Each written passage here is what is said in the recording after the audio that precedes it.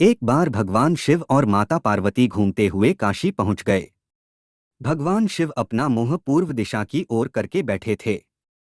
उसी समय पार्वती ने पीछे से आकर अपने हाथों से भगवान शिव की आंखों को बंद कर दिया। ऐसा करने पर उस पल के लिए पूरे संसार में अंधेरा छा गया।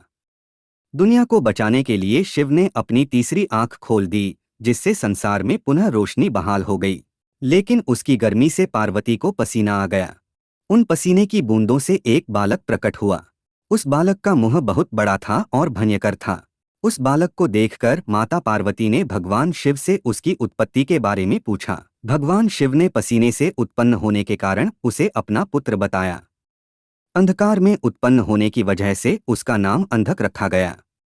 कुछ समय बाद दैत्य हिरण्याक्ष के पुत्र प्राप्ति का वर मांगने पर भगवान शिव ने अंधक को उसे पुत्र रूप में प्रदान कर दिया।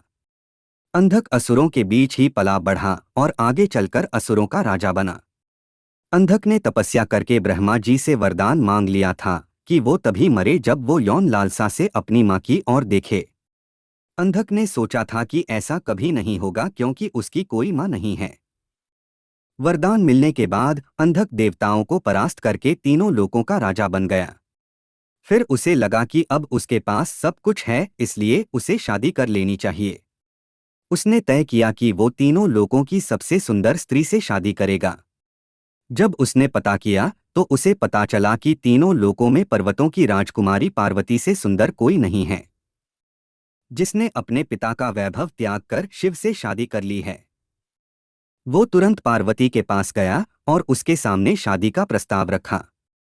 पार्वती के मना करने पर वो उसे जबरदस्ती ले जाने लगा तो पार्वती ने शिव का आह्वान किया। पार्वती के आह्वान पर शिव वहां उपस्थित हुए और महादेव ने अंधक को बताया कि तुम पार्वती के ही पुत्र हो। ऐसा कहकर उन्होंने अंधक का वध कर दिया। वामन पुराण में अंधक को शिव पार्वती का पुत्र बताया गया है, जिसका वध शिव करते हैं, जबकि एक अन्य मतानुसार अंधक कश्यप ऋषि और दिति का पुत्र था, जिसका वध भगवान शिव ने किया था।